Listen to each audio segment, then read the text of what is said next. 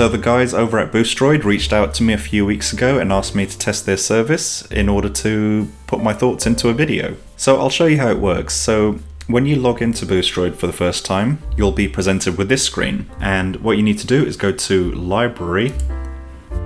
And if you scroll down, it'll start showing you a number of tiles, and each one of these tiles is a game that's available to play within Boosteroid. Now, you can't just go clicking any of these games to start playing them. The way it works is, if you own one of these games on, say, Steam or Epic, you're then able to use Boosteroid to stream that game. Now you're probably wondering, why would I want to do that? So if you have Cyberpunk purchased on Steam, for example, but your laptop or computer is really weak, you can use something like Boosteroid to play Cyberpunk. And the way Boosteroid works is Boosteroid gives you a virtual desktop PC environment in which you can play Cyberpunk, but that desktop environment is actually on one of Boosteroid's servers, thousands of miles away. So you're kind of streaming the game from their servers to your computer. So similar to how something like Netflix would work. If you're familiar with services like Google Stadia or GeForce Now or Xbox Cloud Gaming or even PlayStation's streaming service, Boosteroid works very similar to one of those. But if anything, it actually shares a more similar model to GeForce Now,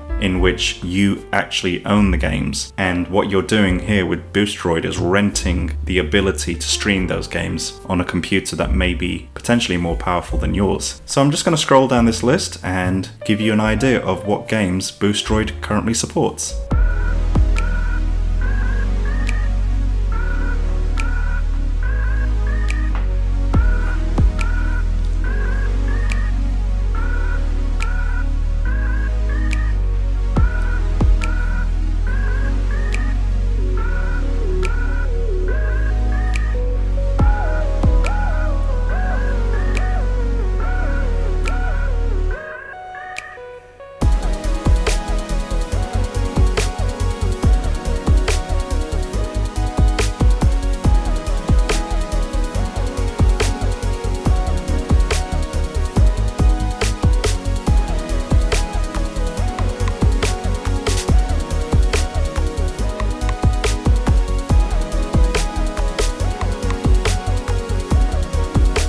I must admit that selection of games is actually very extensive.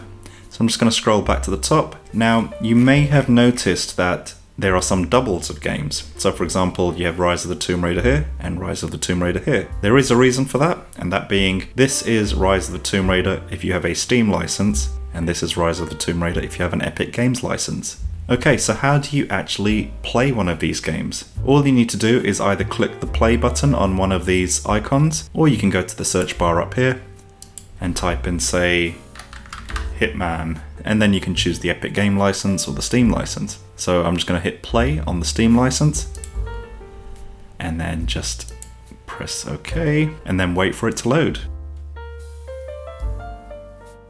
And press OK. So the first time you log into one of these games, it'll prompt you for your Steam credentials. So you'll have to type in your username and password and do whichever two-factor authentication you've got enabled on it. But once you're in, this is what you'll see every time you log in. And it looks just like how Steam does on your laptop or PC. And to continue loading Hitman, just click on Library and then find Hitman on your list. And then choose it. And then just press play.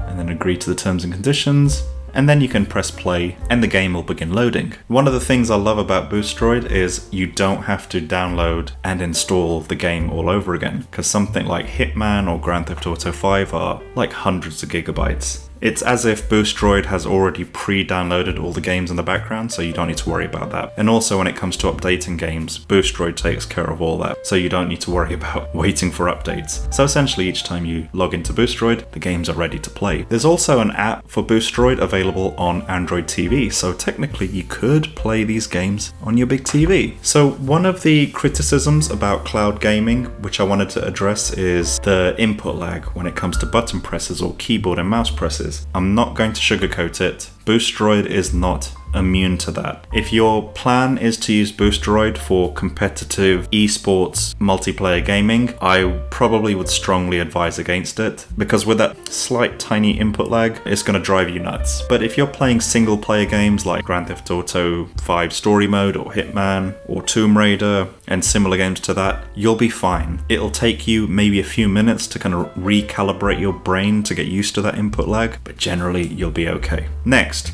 the graphics. What do the graphics look like? Are they any good? The visual quality differences between Boosteroid and like a local installation of a game on your PC is the same how I would compare a Blu-ray movie to a Netflix stream. Whilst both look great, obviously the Blu-ray disc will probably look a little better. So rather than me trying to describe it to you, I'm just going to show it to you. Thank you for watching.